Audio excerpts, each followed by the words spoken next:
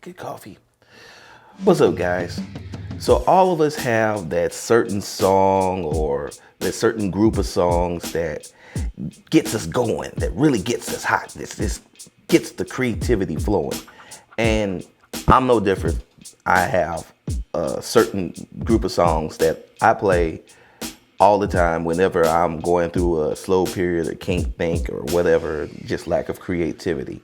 One song that really helps motivate me is a song that is an all-time hip-hop classic. And I think that this song has motivated millions of people. They may not even know it, but it has. So what I want to do today is a dedication to one of my favorite songs and one of my favorite rappers, Rakim, the Microphone Fiend. Let's go.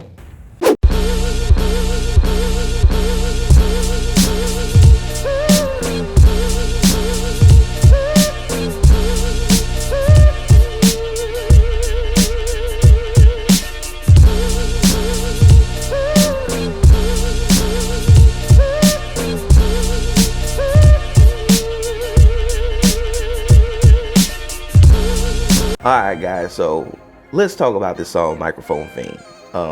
It's probably one of the most inspirational songs ever created in hip hop. I don't know if Rakim even knew he was making that type of song, but it ended up being one of those songs. And being one of those songs, I figured while we do this caricature of Rakim, let's just kind of break down some of the lyrics and let me just let you know what they mean to me and how they inspire me.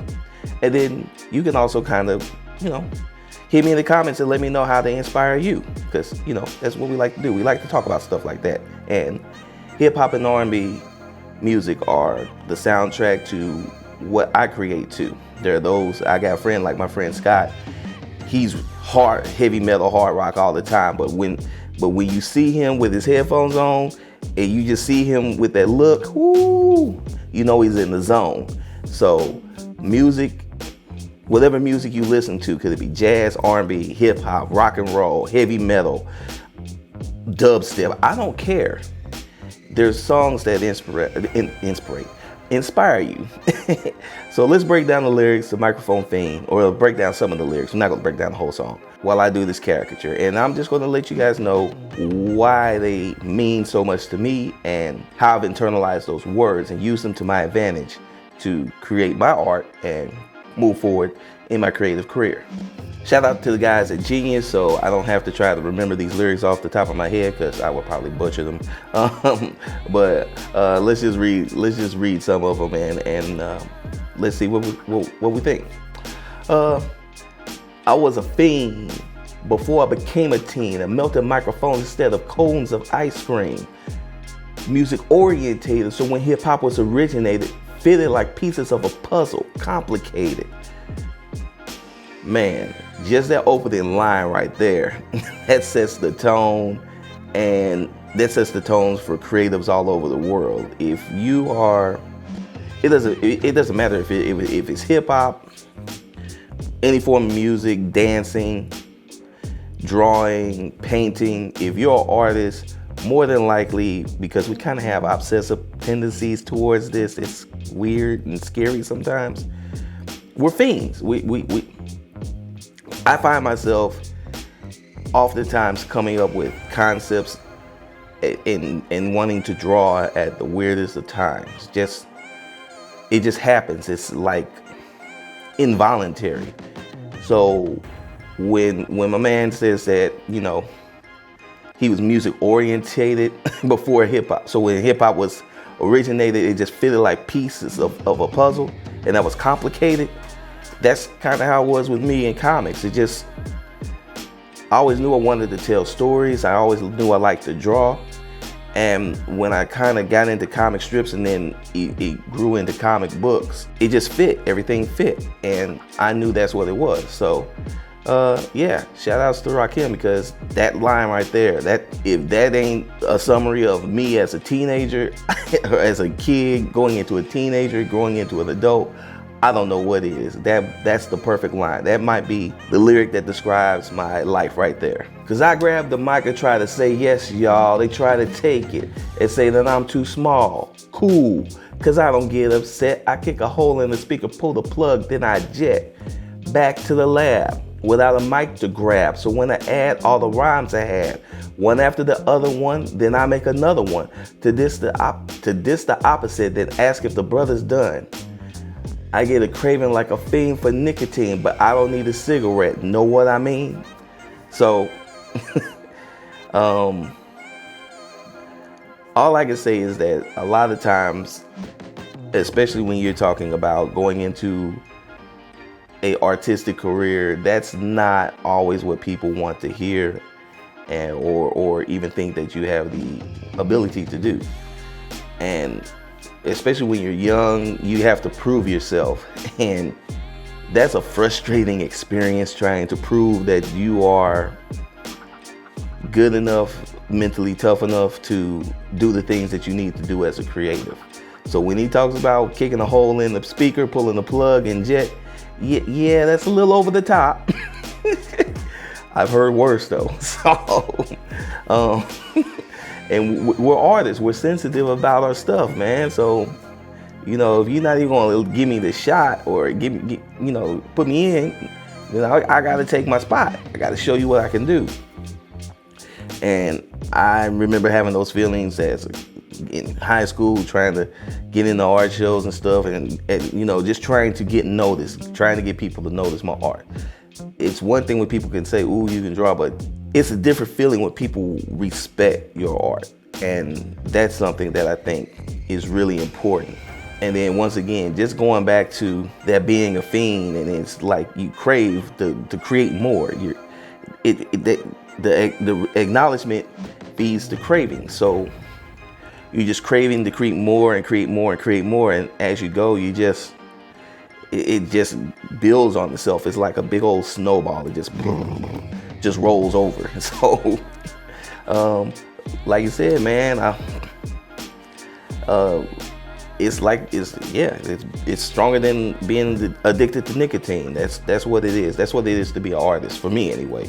I don't know about you guys, but for me, it's stronger than any kind of nicotine addiction.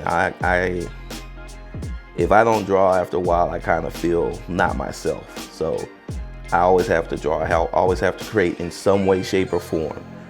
My mind is always working, so I understand exactly where he's coming from. And that line is, that's a summary line right there. That sums everything up right there. But then he's got another line that I really, really like, that I think is just one of the dopest lines, and it really summarizes especially when I was younger. I still got it, but when you're younger, you're trying to prove yourself, so you just come in. So Rakim was like, "A menace to a microphone, a lethal weapon, an assassinator. If the people ain't stepping, you see a part of me that you've never seen. When I'm fiending for a microphone, I'm the microphone fiend. After 12, I'm worse than a gremlin. Feed me hip hop and I start trembling. The thrill of suspense is intense, you're horrified. But this ain't the cinemas or tales from the dark side. By any means necessary, this is what has to be done. Make way, cause here I come." That right there is just my approach to being an artist, being a writer, being a creator. Whenever I'm drawing and I know I'm presenting to people, it's not thumbnail sketches or something like that. This is something that's got to go out. I'm trying to do the best art that I can. I'm trying to write the best stories that I can. I'm trying to murder that paper, just impose my will on it. So when people see it, they say, "You know what? Hey, that's Dave." And I think any artist, you should be that way. You should attack that canvas, that Bristol board. However you need to do it, you need to attack it, and you need to show the world who you are. Don't try to draw like anybody else. You draw like you, or you paint like you. You create like you. You have to show people who you are. And that's the reason why he came in like, he's like, "I'm a menace to a microphone. He's a lethal weapon." So as soon as he got on the microphone, it was like his style, his swagger, everything. Nobody heard nothing like that, and that's what it is with us as artists. Yeah, everything's been done before. Who cares? If you have a style, you have a look, and it's inspired by some, but it also has your isms to it.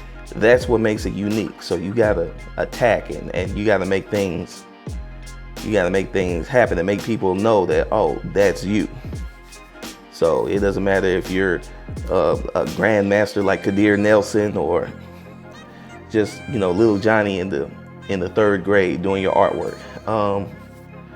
Always attack and bring as much of yourself as you can to your art. Don't ever try to shortchange the audience. They want to see you. They want to see your style, your interpretation, and your look. So you got to do it. You got to bring it the best that you can.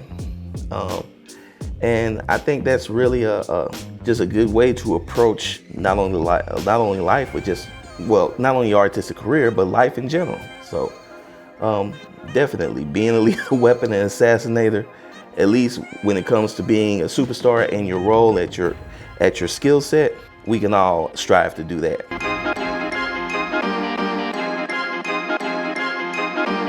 All right, fam, I hope you enjoyed this video, and if you did, please give it the big thumbs up and share this all over the internet. And if you guys are new here, I'd just like to say, what's up? How you doing? I hope you liked what you saw, and if you did, go ahead and hit the subscribe button and join the family. Now, guys, you know you can reach me on Twitter and Instagram at DKG72. I also have a Facebook fan page and a TikTok, that's David Gordon 72. And if you really like what you guys are seeing on the channel, head on over to Patreon. The link is in the description. It's DKG72 Comics, and pick a tier. We got 4 great tiers now.